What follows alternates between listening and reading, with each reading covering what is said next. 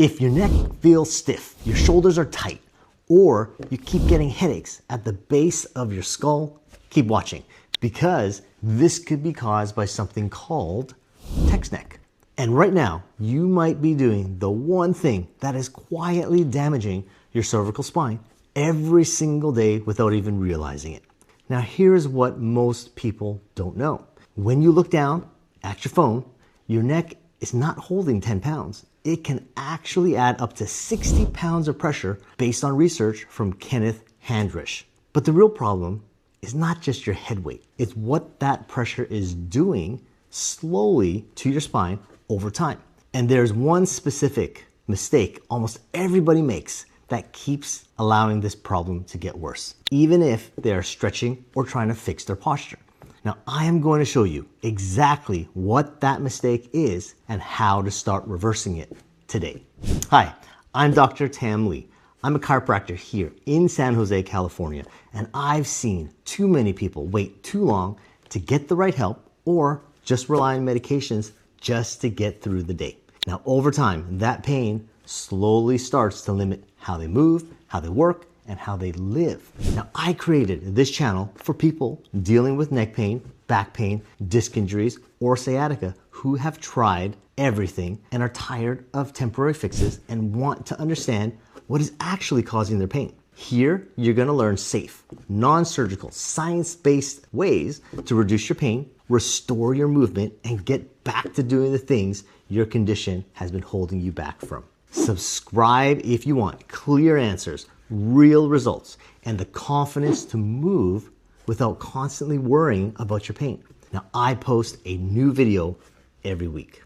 Before you try to fix this, you need to see what is actually happening inside your cervical spine, because this is the part most people never understand, and it is the reason the pain keeps coming back. Your head weighs about 10 to 12 pounds. When it sits directly over your shoulders, your spine is in a strong and efficient position. Your muscles are balanced, your joints are not under stress, and your body can hold that position all day long without fatigue. Now think about what happens when your head starts to move forward. Even a small shift changes everything. As your head moves in front of your body, the load on your cervical spine increases really fast. Research from Kenneth Handrich showed that at around 60 degrees of forward head tilt, your neck is supporting up to 60 pounds of force. That is not a small increase. That is a complete change in how your spine is being loaded. This is where most people misunderstand the problem. They think this is just about posture. It is not. This is about mechanical stress that your discs, your joints, and your nerves are absorbing for hours every single day. And your body does not ignore that stress. It adapts to it. The muscles in your chest begin to tighten and shorten, pulling your shoulders forward into that rounded position. The muscles in your upper back become stretched and weak, which means they stop supporting your posture the way they should. Now, at the same time, the muscles in the front of your neck, called the deep neck flexors, begin to weaken and lose their ability to hold your head in alignment. Meanwhile, the muscles at the top of your shoulders or the back of your neck are working overtime just to keep your head from falling further forward. Now that is where the tightness comes from. That is where the tension, headaches at the base of your skull begin. And for some people, this is where nerve compression starts leading to tingling or numbness down the arms. Now this pattern is called upper cross syndrome. Now this entire phenomenon is what we refer to as text neck.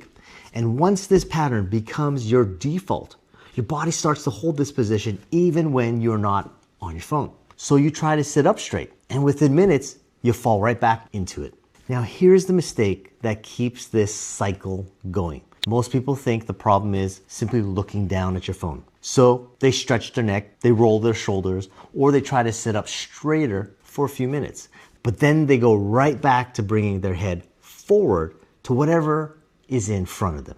Now, it is not just your phone. It could be your laptop, your desk, even how you sit when you are using, a screen.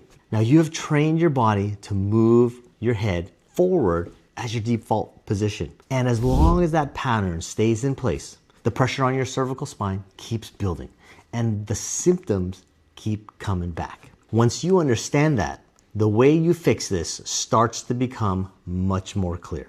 Now, what I am going to do next is give you the 7 steps I use clinically to reverse text neck in my office with my patients. And these strategies can help reduce pressure on the cervical spine and restore proper head and neck alignment. Now, each step targets a specific part of the problem. And when you combine all of them, that is when you start to see real change. It starts with one habit that is either protecting your neck or slowly damaging it every single day. Step 1, the phone lift habit to reduce cervical load. Before anything else, this is the habit that decides whether your cervical spine keeps breaking down or finally starts to recover. If you are still bringing your head forward to your phone for hours every day, you are constantly reinforcing the exact stress that is causing your neck pain, headaches, and stiffness. So the first step is not doing more, it is stopping what is making it worse. The screen has to come to your eyes, not your eyes to the screen. When your head stays aligned over your shoulders, you immediately reduce the load on your cervical spine and give your body a chance to start healing. Step 2 is a rhomboid and scapular retraction to restore your upper back support. Now that you're no longer constantly adding stress to your cervical spine, the next question is, what is actually going to hold your shoulders in the right position? If your upper back muscles are weak, your shoulders will keep falling forward no matter how much you try to correct your posture. And when your shoulders move forward, your head follows, bringing that pressure right back into your neck. So this step is about rebuilding support. You need to activate your rhomboids, the muscles that pull your shoulder blades back and down. Now, when these muscles start working again, they take pressure off your neck and help your posture hold without any effort. Rhomboid exercises. Now, these exercises are very important when we have poor posture, rounded shoulders. Our body learns to be weak in the posterior chain, so we want to strengthen those muscles. So there are a couple of exercises that you can do, and you don't need anything. Just at home, you could use a doorway. I'm going to show you a couple different techniques. You can use the wall, on the floor, using a chair. You see, there's a lot of different options. First one we're going to do is we're going to use this doorway, okay? And I'm going to put my elbows through the doorway. I'm going to show you in a bit. I'm going to turn around, and what you're going to do is you're going to allow your body to come back, and then I want you to squeeze right there in the middle of your shoulder blades and bring yourself back up. So you're going to come back and you're going to squeeze. Let me show you. Elbows, forearms against the door like this, and then you're just going to let your body come back, and then you're going to squeeze in through the mid-scap, right through the shoulder blades, back there to bring yourself back up, okay? And you're going to come back like that, and then again squeeze, hold that right there, feel that contraction, come on back, and then squeeze again. Okay, so you're going to do that 10 to 12 repetitions. You can do 2 to 3 sets on that. Now I'm going to show you a different variation on the wall. So here's how you would do it on a wall, right? So you're going to put your arms in a V shape like this. All right, so you're going to step away from the wall, and then you're just going to slowly drop into it, V shape, just around chin level like that, okay? And what you're going to do is you're going to let your chest drop into the wall, and then as your chest drops into the wall, then you're going to push your back up like that. Chest in, back out. So what you're doing is you're working those rhomboid muscles. When you do this, you want to really feel that push when you go out. Just like that. And again, you could do this for 5 to 10 sets, 2 to 3 repetitions. And there's actually another variation that I'm going to show you. We're going to do it on the floor, which is going to be a little bit more difficult because you're going against gravity. And if that's too tough, then let's show you the variation on the chair. Come with me. So now we're on the floor. This is how you do it. Go ahead and get down on your stomach, okay? And again, remember making that V shape with the arms. Make sure you get up on your knees, okay? And you're gonna lift your body up in this direction, all right?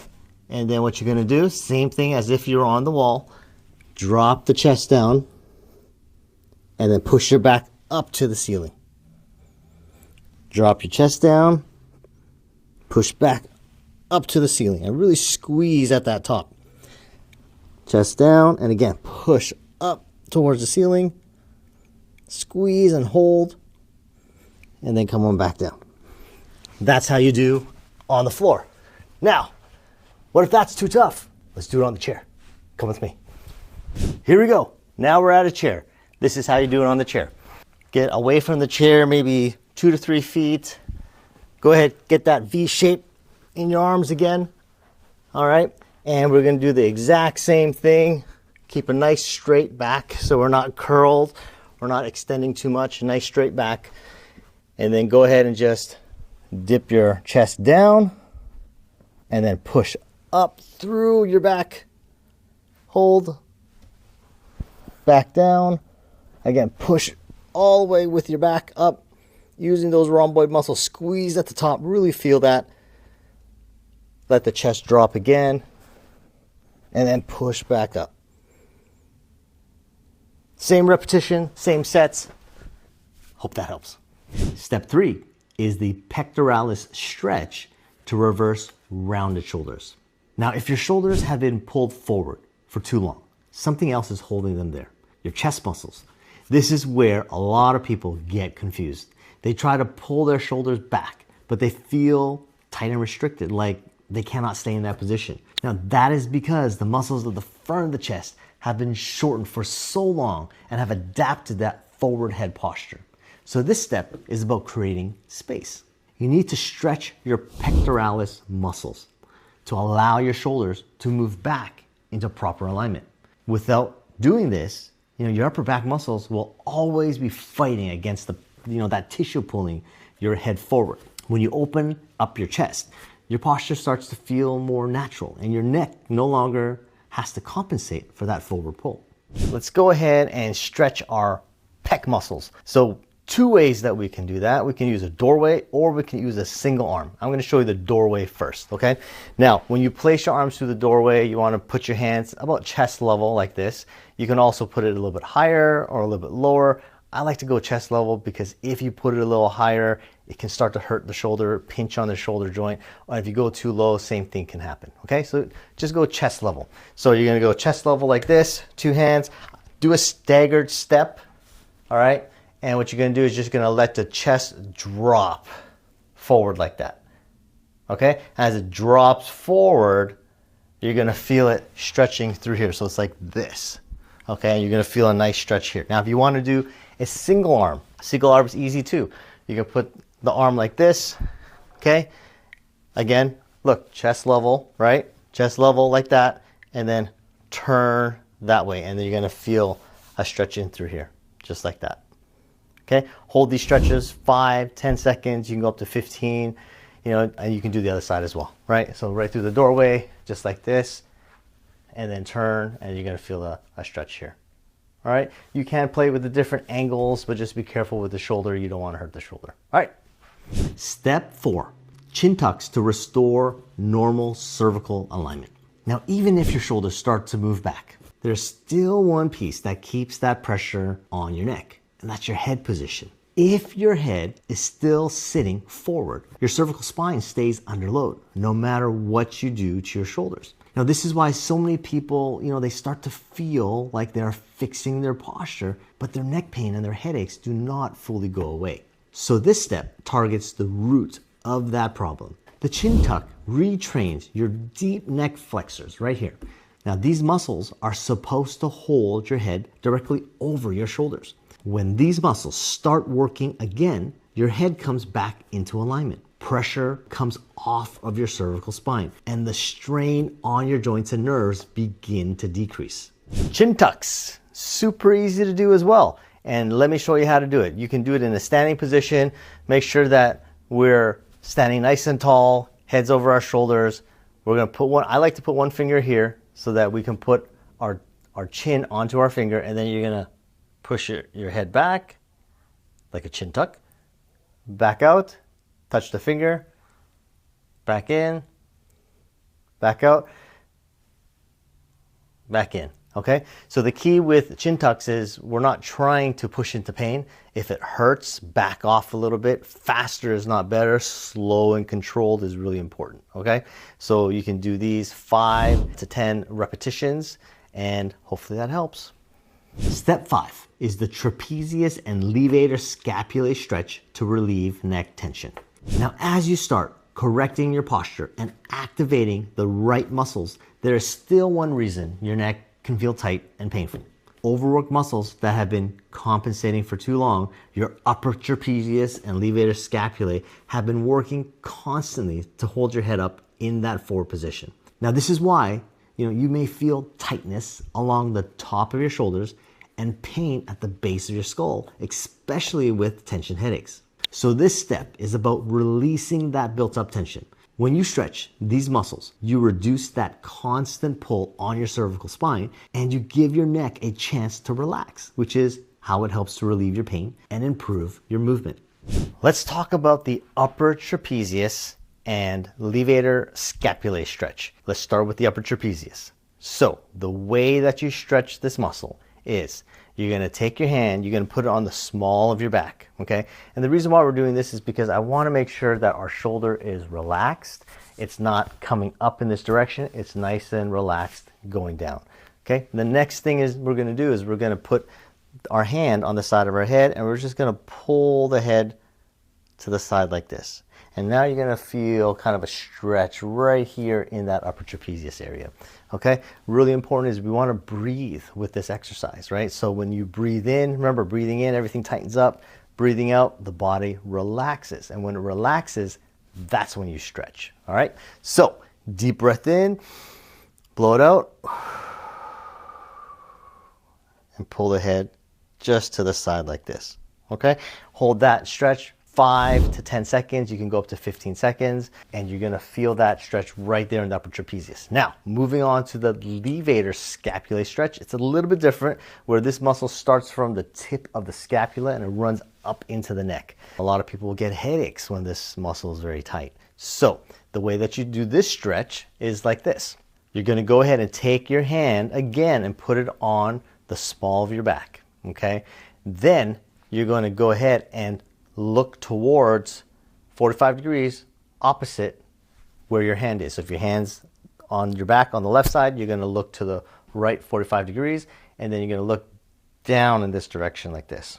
Okay? Now, if you want to give it a little bit more oomph, go ahead and grab your head from the back, look this way, and then pull down and hold that. You're going to feel a stretch right through here all the way to the tip of your scapula. This stretch is super powerful, helps a lot when you have that tension. Go ahead and hold that for about 5 to 15 seconds and you can do 2 or 3 sets. Do as often as you can throughout the day to help, okay? Step 6, chiropractic adjustments and spinal decompression for cervical spine support. Now, if your symptoms have been there for a while, there is another layer you need to consider. And this is where most people get stuck, even when they're doing the right exercises. Now, it is not just the muscles anymore. With prolonged forward head posture, the joints in your cervical and thoracic spine can become restricted, inflamed, and start moving improperly. Now, at the same time, the discs between your vertebrae, they can take on uneven pressure, especially at the levels such as a C5 and C6. Now, this can lead to nerve irritation, tingling, or persistent pain. This is where chiropractic adjustments and spinal decompression become very important. Chiropractic adjustments are specific, controlled movements applied to the restricted joints to help and restore normal movement. When those joints are moving properly again, it can reduce mechanical stress, improve nerve function, and allow your body to respond more effectively to the corrective exercises you are doing. Spinal decompression works a little different. It gently creates space between the vertebrae, helping to reduce pressure on the discs and the nerves at its root. Now, this can especially be helpful if there is a disc bulge or early degenerative changes where compression is contributing to your symptoms. When you combine both approaches with the habit and muscle corrections, you are not just managing symptoms. You are actually addressing the structural and functional sides of the problem both at the same time. Step 7, the awareness habit that prevents long-term damage. Now, there is one final piece that determines whether any of this actually lasts, and it's just awareness. Because you can do every stretch, every exercise correctly, but if you're not aware of your posture throughout the day, you will keep slipping back into that same pattern without even realizing it. Now, this is where most people fail. They treat this like, something they fix once instead of something they manage daily. But text neck is not a one-time problem. It is actually a habit-driven condition, and if the habit stays the problem, it'll come back. So this step is about recognizing in real time, catching yourself when your head moves forward, adjusting your posture throughout the day, making the phone lift and proper alignment your default, not something you just think about occasionally. Because the longer this pattern goes uncorrected, the more your spinal and cervical spine will adapt to it. And over time, that can lead to changes that are much, much harder to reverse. When you build this awareness, everything else you're doing starts to stick. As you can see, text neck, it can be a progressive condition, and it is a structural problem, not just temporary discomfort. Now, most of the time, it is caused by repeated forward head posture from phone and screen use throughout the day. You have a chance to identify it early and improve it so that it does not progress into something more serious or harder to reverse. Now, by using the steps and habits you learned in this video today, we can make big changes. If you got value from this video, like and share it so others dealing with neck pain, headaches, or poor posture can actually understand what is causing the problem and start fixing it. Subscribe to my channel if you want more tips on how to protect your spine, understand your condition, and learn the treatments that help people work towards long-term relief. Now, if your text neck is causing you numbness or tingling in the arms, hands, then you need to watch this next video where I show you 3 simple nerve glide exercises that help to reduce nerve irritation and improve your mobility.